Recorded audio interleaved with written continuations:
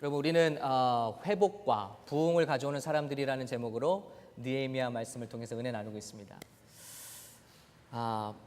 그런데 우리 그 모든 과정이 이제 하나님의 큰 부흥이 이 땅에 이제 시작되는 그런 것을 말하고 있는데, 오늘 느헤미야가 당면한 문제가 하나 있어요. 이제 52일 만에 성벽은 딱 건축을 했습니다. 건축이 끝났어요. 그런데 문제가 뭐냐면 성은 지어졌는데 성 안에 사람들이 없는 거예요. 하나님의 말씀대로 에스라는 와서 성전을 지었어요. 그리고 느헤미야는 성벽을 지었습니다. 그런데 문제는 사람들이 성 안에 살질 않아요. 예루살렘 안에 살질 않아요. 왜 그럴까요? 사람들이 벌써 느헤미야가 오기 전에 몇 차에 걸쳐서 귀환을 했습니다. 포로 생활에서 귀환을 했어요. 에스라를 따라서도 오고 1차, 2차에 걸쳐서 왔습니다. 근데 이 사람들은 예루살렘에 성이 없으니까, 보호를 해줄 벽이 없으니까 뿔뿔이 흩어졌어요.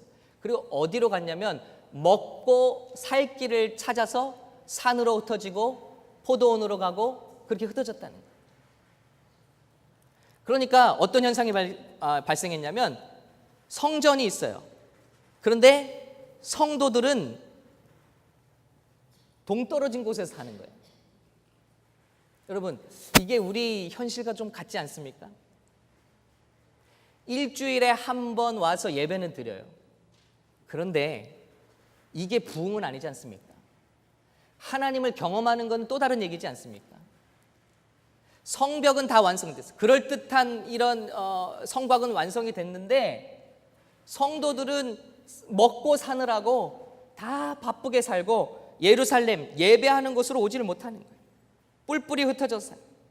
여러분, 이것이 무엇을 말합니까? 한 번, 두 번 예배의 부흥으로는 참다운 부흥을 맛볼 수가 없다는 거예요. 오늘 이 말씀 통해서 예배는 여러분 드리지만 심령과 삶에 우리 삶을 넘쳐 흘려서 가정과 우리 막 주변까지 변화시키는 그런 능력을 경험하지 못하는 분들, 예배하지만 기쁨이 없고 예배하지만 부흥을 느끼지 못하는 분들, 오늘 이 말씀을 통해서 그 참 부흥이 어떻게 준비되고 우리 삶 가운데 임하는가를 우리 지혜로 배우기를 원합니다. 첫 번째, 가장 먼저 예배 회복이 일어나야 된다. 여러분, 예배 회복이 인생의 회복인 줄로 믿습니다. 교회를 세우는 게 중요한 게 아니에요. 우리에게 예배할 장소가 생기는 게 중요한 게 아니란 말입니다. 한 명 한 명의 심령의 예배가 성공해야만 부흥이 온다는 것입니다. 오늘 느헤미야는 그것을 간파했어요. 성벽 짓는 게 끝인 줄 알았는데 그 끝이 아니구나. 예배의 처소로 사람들을 불러와야 된다. 그러면서 첫 번째, 예배를 인도하는 사람들을 똑바로 세우기 시작합니다. 그래서 노래하는 자들과 레위 사람들을 세우는 거예요. 예배팀을 바로 세우는 거예요. 예배를 회복시키는 거예요. 정결하게 하는 거예요. 하나님이 우리를 왜 지으셨습니까? 이사야 43장 21절에 보니까 이 백성은, 우리 같이 읽을까요? 시작. 이 백성은 내가 나를 위하여 지었나니 나를 찬송하게 하려 함이니라. 하나님이 우리를 지으신 이는 예배하기 위하여 지으신 줄로 믿습니다. 그러니까 예배가 회복되는 것이 만사의 시작이라는 거예요. 만복의 시작이라는 거예요. 느헤미야는 그걸 간파한 거예요. 그리고 예배팀을 새롭게 하는 거예요. 레위 지파를 세우는 거예요. 제사장들을 세우는 것입니다. 그리고 이스라엘을 하나님이 구원하신 이유가 뭡니까? 애굽 땅에서 하나님을 섬기고 하나님을 예배하는 백성 만들기 위해서 바로 왕 손에서 건진 거예요. 가나안, 젖과 꿀이 흐르는 가나안 땅으로 인도하는 게 목적이 아니라 하나님을 알고 하나님을 섬기고 하나님을 예배하는 백성 만들기 위해서 구원해낸 거란 말입니다. 예수님이 왜 이 땅에 오셨습니까? 우리의 죄를 사하기 위해서요? 그것은 시작에 불과합니다. 예수님이 십자가에서 우리의 죄를 씻으셨습니다. 그 피로 우리 죄를 다 씻으셨습니다. 그게 다가 아닙니다. 그래서 무엇입니까? 우리가 하나님 앞에 아들과 딸로 제사장을 거치지 않고 직접 하나님께 예배하며 나갈 수 있는 길을 여시기 위해서 예수님이 죽으셨다는 것입니다. 예수님이 십자가에서 죽으실 때 지성소를, 하나님의 영광을 가리고 있던 휘장이 위로부터 아래로 쭉 찢어져 내렸습니다. 누구든지 예수 피를 믿는 자마다 누군가를 거치지 않아도 만인 제사장이 되어서 하나님 앞에 예수 그리스도의 영광을 힘입어 그 보혈의 능력을 힘입어 예배하러 하나님을 교제하러 누구든지 하나님을 직접 만나러 나갈 수 있는 길을 여시기 위해서 예수님이 죽으신 줄로 믿습니다. 그뿐만이 아니에요. 씻고 씻겨진 심령에 성령을 그냥 우리 안에 보내주셨어요. 밖에 있는 하나님이 아니라 우리 안에 하나님이 나와 교제하심으로 동행하심으로 하나님과 함께 살도록 하나님을 예배하며 살도록 그렇게 오신 분이 예수 그리스도이신 줄로 믿습니다. 그러므로 예배의 축복은 기본인 거예요. 하나님을 경배하는 것은 인간에 주신 하나님의 축복의 시작인 것입니다. 예배가 선포될 때 하나님의 영광의 임재가 임합니다. 어둠이 물러갑니다. 하나님의 승리가 찾아옵니다. 계시가 임합니다. 지혜가 임합니다. 기쁨이 임합니다. 구원이 임합니다. 예배 가운데 하나님께서 특별한 축복을 다 약속해 놓으셨다. 그러므로 하나님이 저와 여러분에게 바라는 것은 건물 짓는 게 아닙니다. 하나님 원하시는 우리 개개인의 모든 성도의 예배가 회복되어야 하는 것을 원하시고 계신 줄로 믿습니다. 다윗은 그 비밀을 알았어요. 예배하면 하나님이 기뻐하시고 예배하면 하나님이 나와 함께 하십니다. 여러분, 하나님이 나와 함께 하시는 이 증거가 뭡니까? 하나님의 임재가 임합니다. 하나님의 임재가 있으면 적군이 우리를 둘러싼다 할지라도 그들은 다 무너져 내리는 것입니다.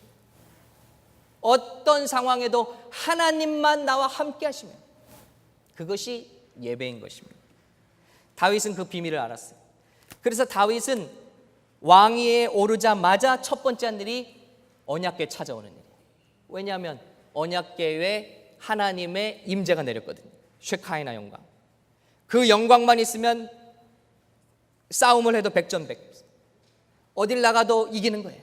그래서 싸울 때 제일 먼저 하나님의 영광 예배하며 성가대를 세워요. 여러분, 말이 됩니까 여러분? 군대 맨 앞에 성가대를 세우고 갔어요. 찬양하면서 언약궤를 들고 가니까 하나님의 영광이 그 호위하고 적들이 치러 왔다가 자기들끼리 싸우고 힘을 들이지 않고 이기고 백전백승한 하나님의 영광의 승리. 이걸 알았던 거예요. 그래서 첫 번째 한 일이 영광을 되찾아오는 거예요. 그러니까 그 영광이 들어올 때 다윗은 너무나 신나서 덩실덩실 춤을 춘 겁니다. 하나님의 영광이 나에게 돌아왔다. 하나님의 임재가 우리 백성에게 돌아왔다. 그리고 두 번째는요, 왕위에 올라서는 성궤를 가져왔어요. 임재죠. 두 번째, 성에 들어가서는, 편안한 성에 들어가서는 그 성궤가 있는 천막을 안타깝게 여기고 성전을 만들었어요. 성전을 만들기를 작정했어요.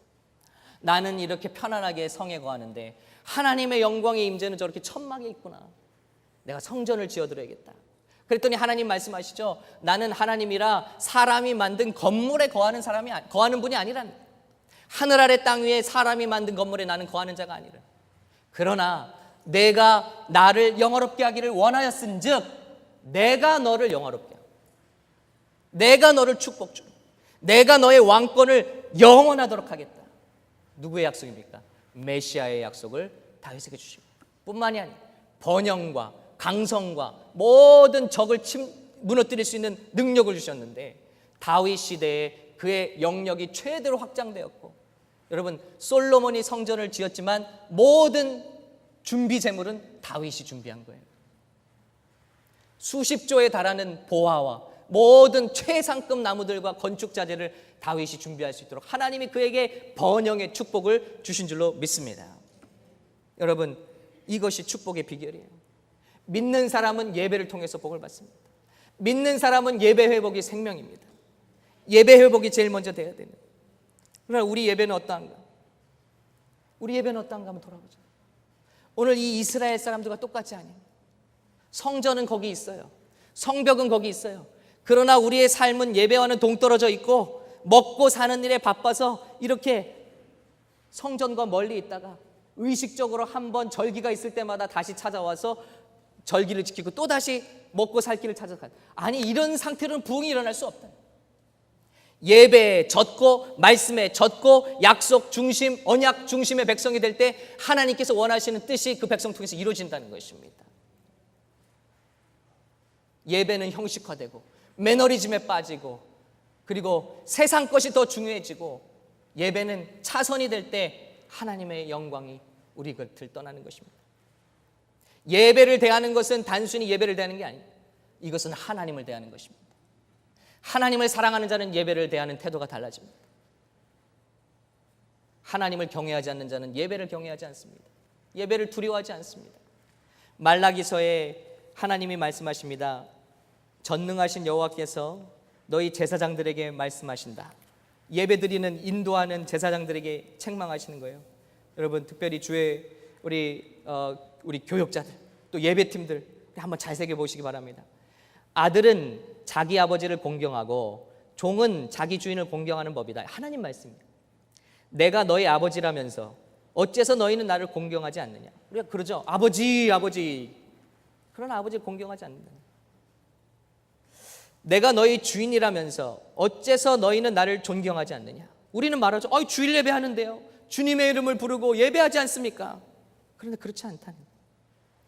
너희는 나를 멸시하고서도 오히려 우리가 어떻게 주 이름을 멸시했습니까? 하고 말한다. 그렇죠? 우리 절기 다 지켜요. 예배 지켜요. 뭘 잘못하면 11조도 드리고 뭘 잘못합니까? 주님이 말씀하십니다. 너희는 내 상을 경멸하여 더러운 음식을 내 제단에 바치고도 우리가 어떻게 주를 더럽혔습니까? 하고 말한다. 너희가 눈멀고 병들고 저는 짐승을 나에게 제물로 바치는 것이 악하지 않느냐.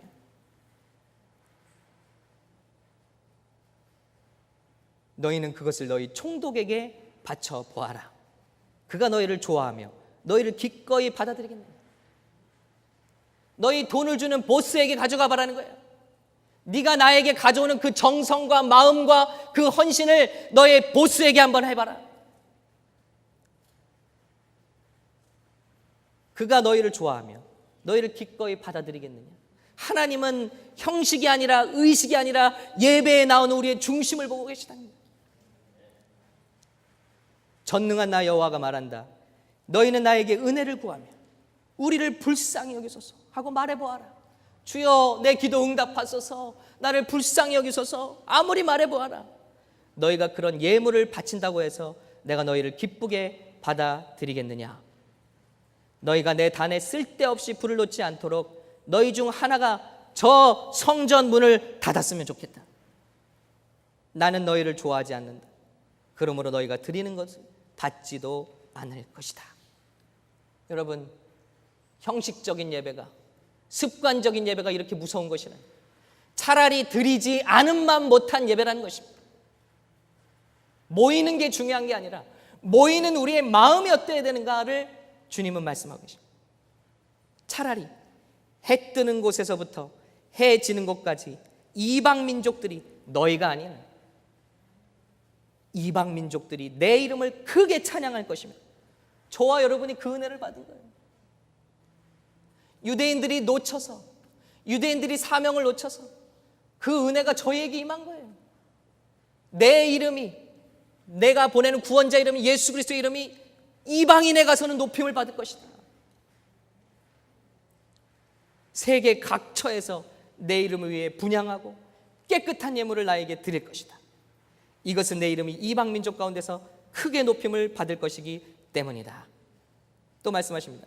너희는 여호와의 상이 더러워졌고 그 위에 있는 음식은 경멸할 수 있다 말함으로써 내 이름을 더럽히고, 하나님 거는 대강 해도 돼.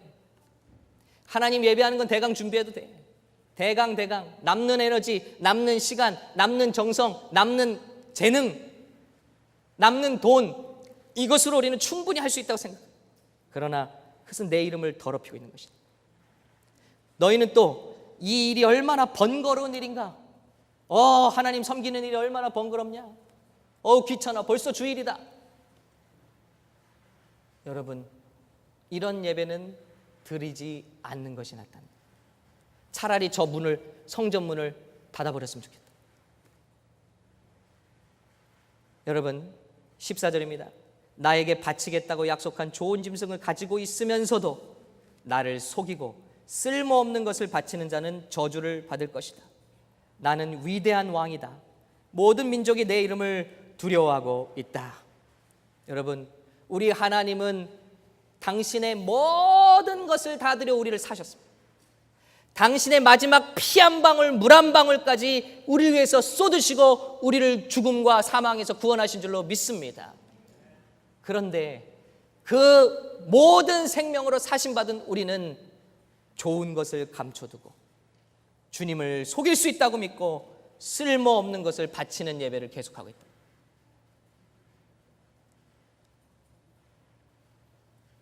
한번 생각해 봐요. 우리 거래하는 사람들 만날 때 어떻게 합니까? 바이어들 만날 때 어떻게 합니까?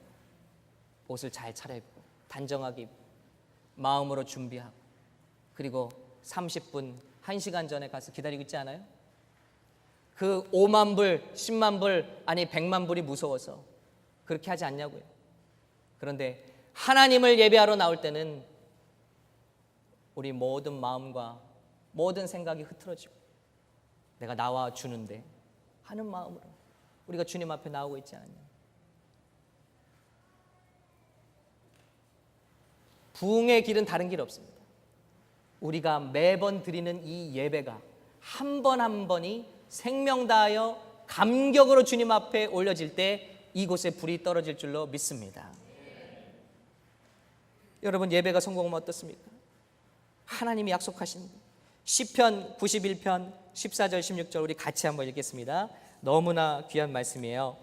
하나님이 가라사대 시작. 하나님이 가라사대 저가 나를 사랑한즉 내가 저를 건지리라. 저가 내 이름을 안즉 내가 저를 높이리라. 저가 내게 간구하리니 내가 응답하리라. 저희 환난 때 내가 저와 함께하여 저를 건지고 영화롭게 하리라. 내가 장수함으로 저를 만족케 하며 나의 구원으로 보이리라 하시도다. 아멘. Because he loves me. 하나님이 누군가 하나님을 이 땅에서 사랑하는 자를 만나기만 하시면 다윗이 그런 자예요. I will rescue him. I will protect him. I will answer him. I will be with him. I will deliver him. Honor him. Satisfy him. And I will show him my salvation. 여기 나온 약속들을 보세요. 우리가 그토록 갈구하는 그 모든 하나님의 축복이 한 가지에 걸려 있어요. 누구든지 나를 사랑하는 자를 내가 보거든. 그 사랑은 어떻게 표현됩니까? 우리의 예배 회복이라는. 미국을 예로 들어 볼까요? 우리 미국은 세계에서 제일 마지막에 탄생한 국가입니다. 모르겠어요. 제 역사상 미국 다음에 또 이름 내고 나라가 만들어진 나라가 있겠죠. 예. 500년도 안 된 나라입니다. 세계 막내 국가예요. 근데 이 미국이 복 받은 걸 보세요. 미국 땅에 왜 오셨습니까? 잘 사는 나라, 복 받은 나라 여기시고 오신 거 아니에요? 여기 오실 때 선교지로 여기시고 오신 분이 있어요? 없잖아요. 자녀들 교육하기 좋은 나라, 아메리칸 드림을 이룰 수 있는 나라, 꿈을 펼칠 수 있는 나라, 좋은 나라예요. 이 나라가 어떻게 시작했는지 다 아시잖아요. 110명가량의 신앙의 자유를 찾은 청교도들이 배를 타고 그 배 안에서도 수십 명이 죽어가면서 싸워가면서 이 땅에 도착했습니다. 그 이 땅에 와서 제일 먼저 한 일이 무엇입니까? 중국 사람들은 식당을 여는데 청교도들은 교회를 지었어요. 근데 한국 사람이 그렇게 한대요. 한국 사람이 가는 곳마다 교회를 먼저 진다네요. 교회를 지었어요. 두 번째로 진 게 학교입니다. 세 번째로 진 게 집입니다. 여러분, 그리고 하나님을 경외합니다. 말씀 중심으로 삽니다. 가정 예배를 드립니다. 철저히 경건하며 거룩한 생활을 합니다. 하나님이 이 땅을 복 주시기 시작하는데 하나님을 사랑하는 이 100여 명의 사람들을 복 주셔서 이 땅을 시작하시게 하시는데 지금은 세계 최강 국가가 됐어요. 경찰 국가가 됐어요. 복음을 전 세계에 실어 나르는 국가가 되었어요. 여러분 다 아시는 대로 아이비리그, 우리 청년들 많으니까 아이비리그 여기 다니는 분 있어요?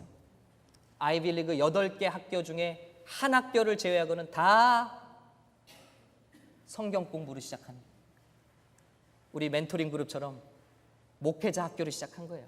목사가 교수가 돼서 목사님들이 돈을 모아서 그래서 청년들 이 성직자 만들기 위한 학교를 시작한, 하버드가 그렇게 시작했습니다. 아이비리그 한 학교만 제외하고는 다 그렇게 시작했다.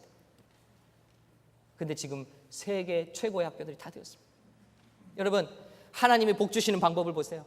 우리 머리와 힘과 노력대로 우리가 삽니까? 아니요. 그렇다면 학교에서 공부 잘하고 똑똑한 사람들이 잘 살아야 돼요. 그렇지 않아요. 인생은 그렇지 않아요. 하나님께서 되게 하시는, 형통케 하시는, 순간순간 고비마다 준비하신 하나님의 은혜로 우리는 사는 줄로 믿습니다. 이 미국 땅이 어떻게 일어났습니까? 막내 국가로 일어났지만 하나님이 에디슨이라는 사람에게 지혜를 주시니까 전기를 발명합니다. 모든 물건을 발명합니다. 그러니까 세계에서 가장 부유한 국가로 발돋움하기 시작합니다. 라이트 형제에게 지혜를 주시니까 하늘을 점령할 수 있는 지혜를 주십니다. 디멘전이 달라진 거예요. 땅을 기는 디멘전에서 하늘을 나는 디멘전으로 바뀌어버리니까 이 나라를 따라갈 수가 없는 겁니다. 여러분, 많은 사람과 사람의 지식과 지혜로 세상이 바뀌는 겁니다. 하나님께서 부어주시는 지혜와 축복이 있으면 여러분, 정말 우리는 하나님의 큰 되게 하신 은혜 가운데 성공하는 줄을 믿습니다. 하나님을 경외하는 자에게 주신 축복이에요. 여러분, 이런 축복은 누려본 사람만 아닌 거예요. 저희 가정 간증했죠. 저희 아버지가 거의 불구에 가깝게 디스크가 되셔서 온 식구가 4명 식구가 저희 아버지가 제 나이 때 시골로 들어가요. 꼼짝도 못하고. 여러분, 화장실만한 방에 저희 4식구가 장롱 2개 놓고 딱 살았습니다. 아무런 희망이 없어요. 비전이 없어요. 우리 집은 끝난 집안이에요. 더군다나 아버지는 꼼짝도 못하시고. 그런데 하나님께서 복을 주시기 시작하니까 하나님을 경외하고 믿고 포기하지 않고 기도하며 찬양하며 감사하며 나가는 이 가정에 복을 주시는데, 약초 재배에 솔깃하죠. 우리 아버지가 귀가 얇으시거든요.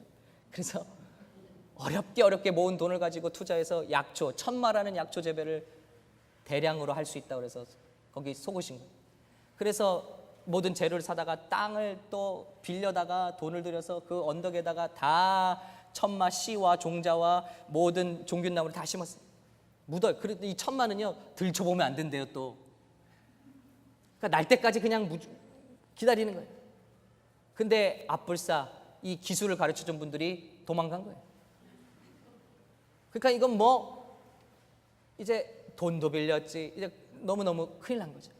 날마다 그 밭에 가서 손을 들고 기도하고 그리고 찬송하고 그리고 마지막 날 저는 분명히 그날을 기억합니다. 아버지가 자루 하나 메고요, 장화 신고 삽 하나 들고 터덜 이렇게 걸어 올라가는, 고구마 캐듯이 이제 캐보려고 갔는데 땅을 여는 순간 그 땅 안에 가득하게 모든 나무들이 다 천마가 열려서 우리나라에서 최초로 천마를 사기당해서 대량 재배에 성공한 가정이 됩니다.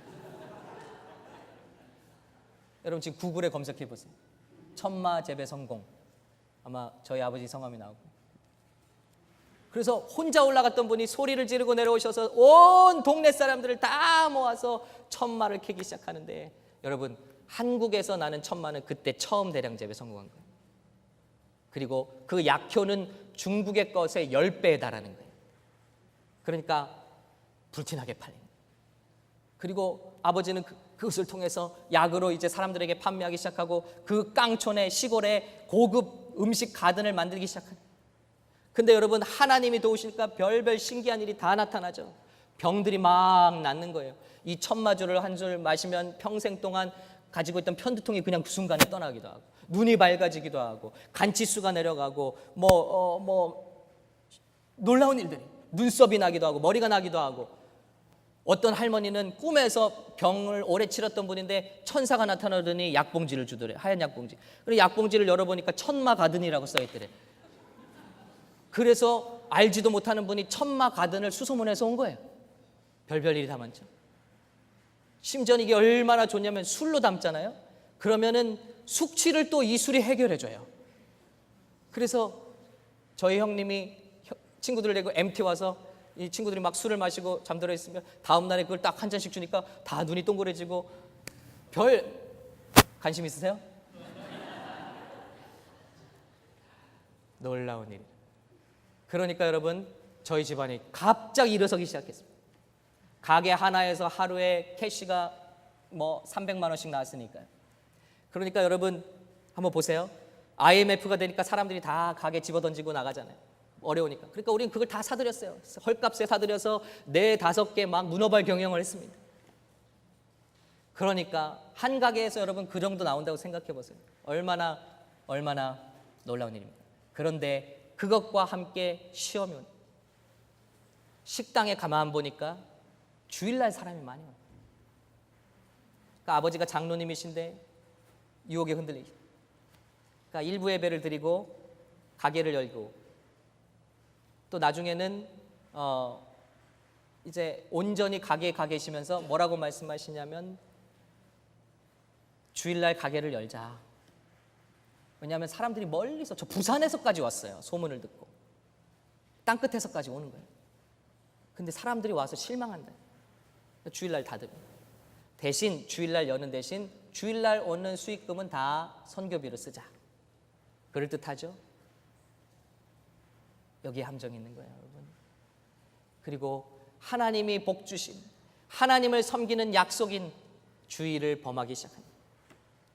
여러분, 그런데 그렇게 놀랍게 일어났던 기적들이 사라지기 시작해요. 그리고 조류 독감이 왔어요. 조류 독감이 오니까 사람들이 음식점에 발길을 끊어버렸어요. 왜냐하면 우리 주 메뉴가 오리와 닭이었거든요. 거기에 약초를 넣어서 파니까 잘 팔렸어요. 근데 뚝 끊겨버려요. 그러니까 여러분, 거품같이 일어났지만 하나님이 복 주시면 여러분, 우리 인간의 생각과는 다릅니다. 그런데 하나님이 거두어 가시면 한순간에 거두어 가시더라고요. 무엇을 배우는 것입니까? 여러분, 예배가 축복이에요. 예배를 포기하면 안 돼요. 예배로부터 월화수목금토가 나가는 것이지, 월화수목금토를 살고 토요일 또 밤늦게까지 육신의 일을 하다가 주일날 와서 예배에 졸고 예배에 실패하고 지각하고 이런 인생은 여러분, 제가 강하게 말씀드리는 거예요. 백날을 예배드려도 부흥을 경험할 수가 없습니다. 마음이 상하실 수도 있어요. 어떤 분들은 목사가 저게 할 말이냐. 여러분, 그러나 제가 여러분 진짜로 사랑하기 때문에 말씀드려요. 예배를 백날 드리면 뭐합니까? 하나님께서 받으시는 예배를 드려야 할 줄로 믿습니다. 횟수가 중요한 게 아니에요. 형식이 중요한 게 아니에요. 오늘 먹고 살기를 위해서 뿔뿔이 흩어져서 형식적으로 매너리즘에 빠져들인 예배를 개혁할 때 하나님의 큰 축복과 은혜가 팔짱에 저들에게 임하는 것입니다. 정서적으로 건강한 리더라는 책을 쓴 세계적으로 유명한 책이죠. 피터 스카지로 목사님이 이렇게 썼어요. 유대인의 안식일을 연구해 봤더니 그들의 3,500년 역사에서 유대인들이 깨달은 지혜 하나는 안식일은 하나님의 축복 중에 다이아몬드다. 안식일은 핵심적인 영적 훈련이다. 안식일은 통치자와 권세들에 대한 저항이다. 저와 여러분이 단순히 주일날 예배를 드리는 거 거기에 끝나지 않는다. 이 세상 주관자들과 돈줄을 가진 사람들, 그렇게 보이는 세상에 대한 저항이라는 겁니다. 안식일의 쉼은 하나님 편에 서기 위한 확실하고도 구체적이며 가시적인 방법이다. 안식일은 놀이이다. 안식일은 계시의 통로이다. 이렇게 밝히고 있습니다. 안식일이 우리는 주일을 지키죠. 이 주일은 우리에게 생명의 은혜의 젖줄인 줄로 믿습니다. 영상회사 B&H 다 아시죠? 동부에 있는 하루에 7천, 8천 명의 사람들이 왕래한 거예요. 그러나 그들은 안식일의 문을 닫습니다. 온라인을 통해서 판매되는 게 얼마나 많은지 몰라요. 그러나 그들은 과감하게 안식일을 닫습니다. 안식일만이 아니라 유대인의 모든 절기의 문을 닫습니다. 이것에 대해서 인터뷰하는 자에게 그 주인이 이렇게 말했다고 합니다. 왜 닫냐고요? 더 높은 분의 명령이니까요. 여러분, 하나님을 한번 사랑해도 이렇게 사랑하고 이렇게 순종한다면 하나님께서는 저와 여러분에게 우리를 왜 굶어 죽게 하십니까? 하나님의 놀라운 기적적인 축복을, 내가 너를 건지고 내가 너를 높이고 내가 구할 때 내가 응답하고 환난 때 내가 너와 함께하고 너를 건지고 영화롭게 하고 너를 장수함으로 만족케 하며 나의 구원을 너에게 보이겠노라는 주님의 약속이 예배에 숨겨 있습니다. 이 예배에 성공하시는 저름 되시기를 예수님의 이름으로 축복합니다. 그러면서 이제 족보를 다 계수를 하는 거예요. 사람들을 계수를 합니다. 족보를 따지고. 그러다 보니까 제사장 중에 자기 성씨를 모르는 제사장이 있어요. 7장 63절에 보니까 제사장 중에는 호바야 자손과 학고스 자손과 바르실레 자손이니 바르실레는 길르앗 사람 바르실레의 딸 중에 하나로 아내를 삼고 바르실레 이름으로 불린 자라. 여러분 성경을 읽으시다가 패턴을 딱 벗어나는 게 있으면 집중하셔야 됩니다. 느헤미야 7장은 족보 얘기예요. 다 사람들을 다 분석했다. 다 계수했다. 근데 족보가 딱 나오다가 이 사람에 의해서 이게 딱 부연 설명이 가는 거예요. 그게 뭐냐? 제사장 출신인데 자기가 제사장이에요. 제사장이랑 하는데 성씨를 따져보니까 제사장 가정이 아니에요. 왜 그런가 봤더니 이런 격변의 시기에 돈 많은 아내를 만나서 결혼해버리고 그리고 자기의 성씨를 장인의 성으로 바꿔버린 거예요. 사명을 망각하고 사명을 버리고 에서와 같이 팥죽 한 그릇에 영적인 축복을 팔아넘긴 사람처럼 그렇게 쉽게 하나님께서 구별하신 사명을 버리고 대릴 사이로 들어갔더라. 그래서 성이 장인어른의 성을 땄어요. 느헤미야는 이걸 분별해냅니다. 그리고 제사장 직분을 하지 못하게 만드는 것입니다. 여러분, 예배를 거룩하게 하는 것이죠. 예배를 사명자들로 세우는 것이죠. 구경꾼들이 아니라 이런 모든 조사를 통해서 사명자들로 예배를 회복했더니 8장에 가서 큰 부흥이 일어나는 것입니다. 오늘 두 번째 우리 느헤미야가 한 일은 무엇입니까? 지파별로 백성을 이주시키는 거예요. 강제로 지파를 다 조사해서 가문별로 10분의 1을 제비 뽑아서 성 밖에 사는 사람들을 강제로 성 안으로 이주시키는 거예요. 그런데 인간의 지혜와 힘으로 한 게 아니에요. 하나님께서 주신 감동으로 했다고 그랬어요. 7장 5절에 보니까 내 하나님이 내 마음을 감동하사 귀족들과 민장들과 백성들을 모아 그 계보대로 등록하게 함으로 내가 처음으로 돌아온 자의 계보를 얻었는데, 그러면서 족보가 시작되는 거예요. 하나님의 감동으로 계수에 들어갔어요. 그리고 10분의 1씩을 지파별로 이주를 시켰는데 사람들의 마음이 감동했어요. 여러분, 하나님이 느헤미야에게 감동을 주셨어요. 느헤미야가 성도들에게 이야기했더니 성도들도 감동이 되어서 그래, 우리도 성전을 지키자. 그리고 성벽으로 들어가자. 예루살렘으로 들어가자. 이렇게 살다가는 사명 백성 될 수 없겠다. 약속 백성 되기 힘들겠다. 그래, 돌아가자. 힘들어도 자기 땅을 팔고 자기 밭을 포기하고 다시 그 거친 땅으로 가서 집을 짓고 성벽을 지키자. 예루살렘을 세우자. 감동이 일어났어. 그랬더니 물질이 드려지기 시작합니다. 자, 7장 70절, 70절이 나가요. 우리 한번 같이 읽겠습니다. 70절 준비되나요? 시작. 어떤 족장들은 역사를 위하여 보조하였고 총독은 금 1000드라크마와 대접 50과 제사장의 의복 530벌을 보물곡간에 드렸고 어떤 족장들은 금 2만 드라크마와 은 2200만회를 역사곡간에 드렸고 나머지 백성들은 금 2만 드라크마와 은 2000만회와 제사장의 의복 67벌을 드렸느니라. 여러분 보시기 바랍니다. 이와 같이 제사장, 레위 사람, 문지기들과 노래하는 자들과 백성 몇 명과 느니림 사람들과 온 이스라엘 자손이 다 자기들의 성읍에 거주하였느니라. 하나님의 감동이 임하니까 하나님께 물질을 드리기 시작했어요. 그리고 그 성벽을 꾸미기 시작했어요. 그리고 그 성 안에 자리를 잡기 시작했어요. 드라크마, 한 드라크마는 하루의 품삯이니까 100불 정도라고 생각해 볼까요? 어떤 이는 1000드라크마를 드리고 어떤 이는 금 2만 드라크마를 드리고 이렇게 하나님께 기꺼이 물질을 드려서 집을 짓고 그 백성이 거주하기 시작했는데, 여러분 8장에 큰 부흥이 그 도시에 임하는, 눈물을 흘리고 하나님의 임재 가운데 모든 백성이 지금까지 보지 못했던 하나님의 임재와 감동과 회개의 물결이 그 성 안에 임한 것을 믿으시기 바랍니다. 여러분, 주님이 말씀하셔요. 누가복음 14장 비유에서 말씀하십니다.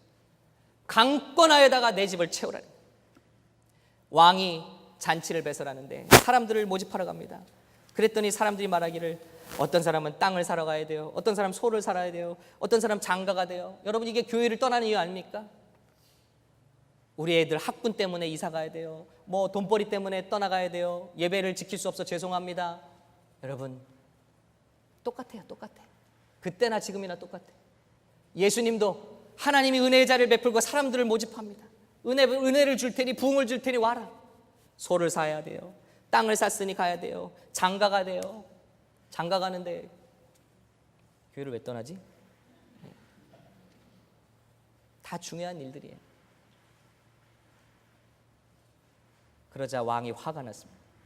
그 주인이 노하여 그 종에게 이르되 빨리 시내의 거리와 골목으로 나가서 가난한 자들을, 몸이 불편한 자들과 맹인들과 저는 자들을 데려오라. 여러분, 세상에 소망을 두지 않은 사람들로 하나님의 집을 채우라는 거예요. 세상의 것도 얻고 하늘나라도 보험처럼 드는 사람들 채우지 말고 세상에 소망이 없고 하늘나라에 소망을 둔 사람들로 주의 전을 가득 채우라는 것입니다. 그래도 전이 모자라요. 전이 남아요. 그러자 그 주인이 이야기합니다. 산과 들과 바다로 가서, 산과 들로 언덕으로 가서 강권하여다가 내 집을 채우라. 성전이 있으면 뭐합니까? 모일 장소가 있으면 뭐합니까? 새벽 기도가 있으면 뭐합니까? 금요 예배가 있으면 뭐합니까? 그 자리가 예배를 사모하는 자들로 강권하여 채워지지 않는다면 부흥은 없는 거예요. 사람으로 채우라는 거예요. 강권하여서라도, 돈을 줘서라도 채우라는 거예요. 여러분, 우리 교회들이 얼마나 의미 없는 이동들이 있습니다. 예수 잘 믿는 사람들이 총동원주의들이라 하면 강권하여 채운다니까 또 다른 교회 열심히 다니는 사람들 꿰어갖고 선물 준대. 이번 주에는 우리 교회로 와. 이렇게 이런 체험을 말합니다. 하늘나라에 소망 두고 사. 여러분, 잘 생각해 보세요. 교회 간의 성도들 이동은 교회가 망하는 길입니다. 결국은 우리는 강권하여다가 믿지 않는 자, 소경, 또 몸이 불편한 자, 바로 무엇입니까? 강도 만난 자들, 심령의 강도 만난 자들, 예수를 알지 못하는 자들, 하늘나라의 소망, 그거밖에는 의지할 수 없는 사람들, 이 전을 가득 채우라는 주님의 명령인 줄로 믿습니다. 예수 믿는다면서도 저는 땅을 사야 돼요. 저는 더 중요한 일이 있네요. 소를 시험해 봐야 돼요. 장가 가야 되거든요. 주님이 노하셨다라고 되어 있습니다. 강권하여다 이들로 내 집을 채우라. 교회는 채워져야 할 줄로 믿습니다. 부흥의 불은 하나님께서 주시는 거예요. 그러나 성전을 채우는 일은 우리가 해야 돼요. 기도의 자리는 채워져야 할 줄로 믿습니다. 청년들, 여러분을 위한 교회가 없다고 한탄하지 말고 여러분이 처음 부흥의 씨앗이 되시기를 예수님의 이름으로 축원합니다. 젊은 부부들, 교회의 시설과 프로그램이 부족하다 하지 말고 여러분이 그 기반을 만드는 분들이 되시기를 축원합니다. 믿지 않는 자들로 채워져야 합니다. 가족들로 채워져야 합니다. 학생으로 채워져야 돼. 어른들로 채워져야 돼. 어린이들로 채워져야 돼. 한국인으로 채워지고 백인들로 채워지고 흑인들로 채워지고 라티노들로 채워져야 할 줄로 믿습니다. 기도하는 사람들로 채워져야 할 줄로 믿습니다. 찬양하는 사람으로 채워져야 합니다. 말씀을 사모하는 사람들로 채워져야 합니다. 세상을 섬기기 원하는 사람들로 채워져야 할 줄로 믿습니다. 환경이 부족하다고 말하기 전에 우리에게 주어진 건물을 하나님의 사람의 때로 채워야 할 줄로 믿습니다. 이유는 무엇입니까? 미국 최대의 교회가 되기 위해서가 아니라, 최대의 한국 교회가 되기 위해서가 아니라 하나님의 나라가 이 세상에 확장되기 위해서, 하나님의 부흥의 불길이 떨어지기 위해서 우리는 이 전을 가득 채워야 할 줄로 믿습니다. 성숙한 성도 여러분, 이 교회는 나를 위해서 무엇을 해줄 수 있는가를 여러분 찾지 마시고 이 빈자리를 나는 채우기 위해서 무엇을 할 수 있는가를 생각할 수 있는 저 여러분 될 수 있기를 간절히 축원합니다. 여러분의 높은 수준을 교회가 채워지지 못한다고 말하지 말고 여러분이 가진 그 높은 수준의 축복으로 교회를 어떻게 이롭게 할 것인가, 채워갈 것인가를 고민하는 저와 여러분 되시기를 예수님의 이름으로 축원합니다. 여러분, 채워져야 돼요. 새벽 제단이 채워져야 돼요. 금요 제단이 채워져야 돼요. 미국 교회가 망하는 이유 무엇입니까? 결국 모이지 않아서 망하는 거예요. 월요일은 여러분 여기 느헤미야는 강제로 10분의 1씩 채웠어요. 강제로라도 채워야 돼요. 왜냐하면 교회가 모이지 않으면 이 땅의 미래는 없어요. 이 시대 교회가 무너지면 더 이상 이 땅의 미래는 없습니다. 여러분, 교회가 무너지지 않으려면 젊은이들이 자리를 지켜야 돼요. 기도하는 자리 자리를 지켜야 돼요. 직분자들이 예배 안 드리면 누가 예배 드릴 겁니까? 예배 자리에 달려나와야 돼요. 기도의 자리에 달려나와야 돼요. 찬양의 자리에 달려나와야 될 줄로 믿습니다. 월요일은 교회 지도자들과 나라를 위해 기도. 그의 뜻을 가진 분들은 월요일 날 나오십시오. 7일 중에 하루를 구별하십시오. 그렇게 시작하십시오. 화요일은 믿지 않는 가족을 위해서 기도합니다. 가족을 위해서 기도해야 되신 분들, 여러분 다 지옥 가는 아들 딸들인데 어떻게 발편하게 누워서 잠이 오십니까? 그 자녀들 채워야죠. 데리고 와야죠. 기도하러 나오시기 바랍니다. 수요일은 치유의 역사를 위해서 기도하는 날. 여러분, 하나님의 치유의 역사를 사모하시는 분들은 수요일이라도 나오시기 바랍니다. 목요일은 내가 맡고 있는 영혼들을 위해서 기도하는 날. 샘 터지기들, 전도사님, 목사님들 어떻게 자기가 맡은 영혼들이 있으면서 일주일 동안 기도 안 하고 영혼들을 맡을 수가 있습니까? 그 영혼들을 위해서 기도하려면 나오셔야죠. 금요일은 예배와 강단을 위해서 기도하는 날. 하나님의 영광이 생명이 강단을 통해서 부어지지 않는다면, 여러분 사람의 귀나 즐겁게 해주는 말이 여기 나온다면 여러분 그 교회가 하나님의 일을 감당하겠습니까? 하나님의 생명이 쏟아질 수 있도록 교회를 사랑하신다면 금요일에 나오셔서 기도하시기 바랍니다. 7분의 1을 구별하고 10분의 1을 구별하고 시간과 정성을 구별하여 우리 다 같이 성전을 채우실 수 있는 저 여러분 되시기를 간절히 축원합니다. 예배팀이 어떻게 기도 안 하고 예배 쓸 수 있어요? 성령이 충만해야 흘러 넘치는 기름 부으심을 여기 나눠줄 건 아닙니까? 그 누가, 그 어떤 직분자가 기도 안 하고 하나님의 일을 감당할 수 있습니까? 이 전을 기도의 사람들 채. 내 집은 만민이 기도하는 집, 내 집은 만민이 예배하는 자가 주님을 향해 나아가는 집이 되어야 할 줄로 믿습니다. 여러분, 저는 이 말씀 준비해서 생각해 봤어요. 말씀이 오늘 길어서 죄송합니다. 마지막에 그래, 우리도 그래, 말씀 좋다, 그래, 부흥이 일어나려니까 그런 일이 있네. 그것을 끝나지 말자. 우리도 해보자. 그래서 한 달 뒤가 911이에요. 보니까 911 주일이에요. 그 주에 우리도 한번 채워보자.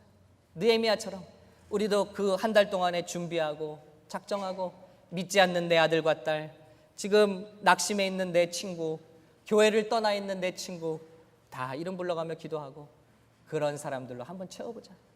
예배를 한번 채워보자. 그래서 다른 교회 잘 다니는 사람 아니고 교회 안 다니는 사람, 그리고 저는 자, 그리고 맹인, 그리고 마음 상한 자들을 다 불러 모아 우리 9월 11일에 우리도 한번 느헤미야의 본을 받아 이 자리를 우리가 데려온 사람들로 하나님 앞에 채우는 그런 역사를 한번 해보자는 마음을 제게 주셨습니다. 우리 저와 여러분 한번 같이 한번 해보시겠습니까?